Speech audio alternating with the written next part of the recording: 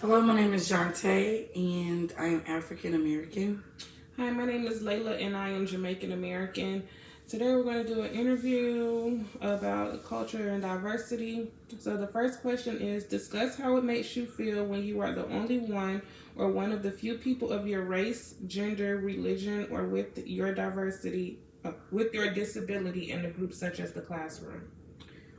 So if I was like the only African American girl in my classroom, it would make me feel like I have something to prove.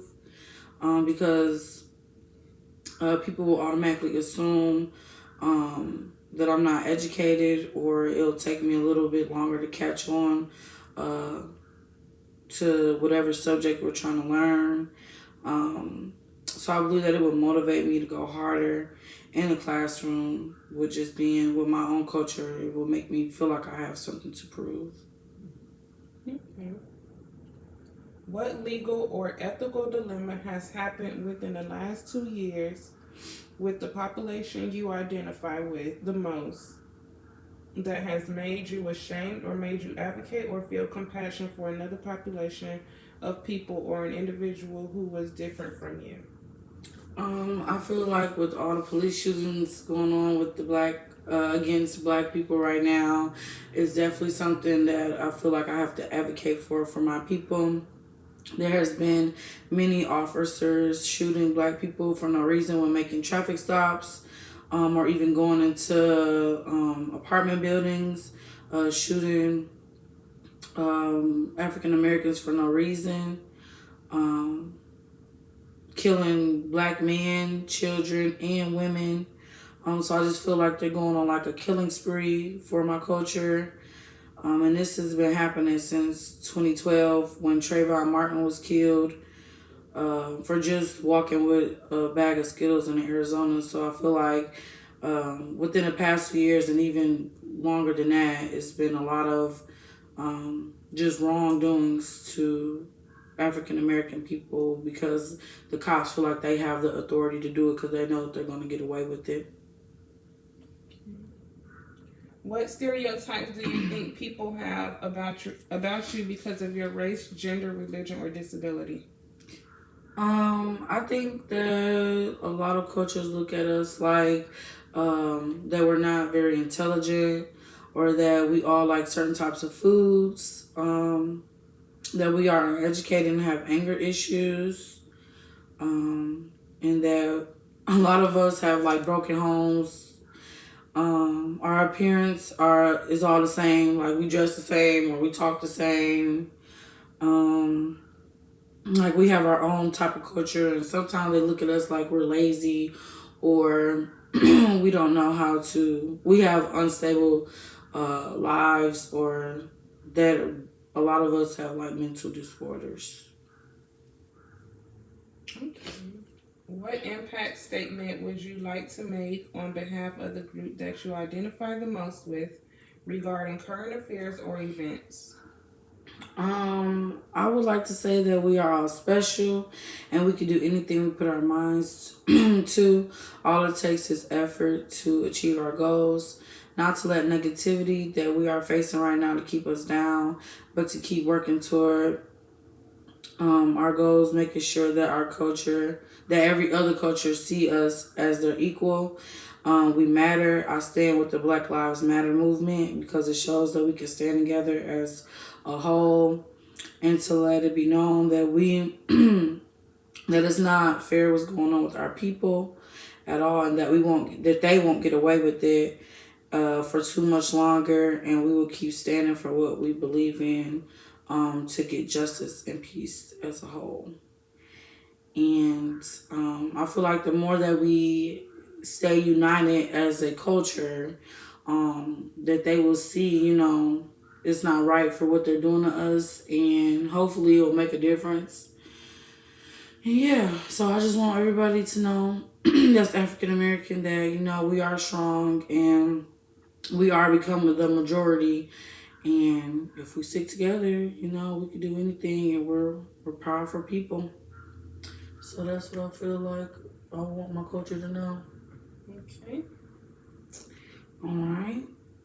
So, you ready? Yep. Okay. Let me see. Okay. So now you discuss how it makes you feel when you are the only one or one of few people of your race, gender, religion, or with your disability in a group such as a classroom. Okay, so growing up as a Jamaican American in school was like really rough. I grew up in Florida with a lot of diversity in the school systems, but that still didn't stop people from being prejudiced or making fun of people that they felt like weren't on the same social status or shared the same ethnicities as them. I can, for example, being the only Jamaican American in my classroom, I will always get made fun of because of my accent or the way that I pronounce certain words. One particular example will be having to read in front of the class and hearing people snickering about um, how I said things or just them feeling like I weren't on the same educational level as them. So, or being called dumb about certain things if I didn't know the answer to it, just because European Americans knew the answer and felt like they were always better. Okay. Okay. What legal or ethnical dilemma has happened within the last 2 years with the population you identify the most with that has made you ashamed or made you advocate or feel compassion for another population of people or individual who was different from you? A legal dilemma within the last 2 years, I can say living in America, that where they want to block out foreigners or prevent them from coming over here when a lot of these other countries that they're trying to prevent from coming over here are welcoming to us coming to their country. For example, with the building the whole border for Mexico. But if Americans go to Mexico, they open us with welcome arms, or sometimes they really just want to come over here for a better life, to reach a certain goal, or just education. So I feel like I have a lot of compassion for them because I can understand not fitting in into a certain or fitting in into a certain social society. Okay. What stereotypes do you think people have about you because of your race, gender, religion, or disability? The biggest one is probably that I'm angry or uneducated. I feel like a lot of people look at me and just like, I guess it's because the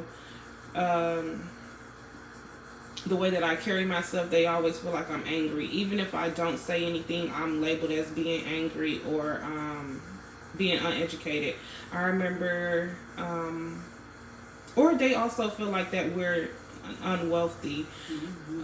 Going into like high-end stores, like we're always being followed around or being asked multiple questions, even if you letting them know like, hey, I will let you know if I need help or whatever, but they will still continue to follow you around the store. And I want that's more so of like being like implicit bias, like they probably don't know that they're being prejudiced, but they really are, or you feel as if they're being prejudiced towards you because of that. Another one can be with jobs, like not being able to get a job because of education, them feeling like you're uneducated, but you really may have the same education level as someone else, or even further education levels, but it's really predominantly in African Americans against European Americans with jobs, educational status. Okay, that's good. What impact statement would you like to make on behalf of the group that you identify the most with regarding your current affairs of events? I would like to tell Jamaican Americans to not let anyone bully them because of their accent or the way that they pronounce things. I would like people to know that just because you were born in the United States, you still can identify as your culture or ethnicity that you were raised under. Like, for instance, I know Jamaican Americans They have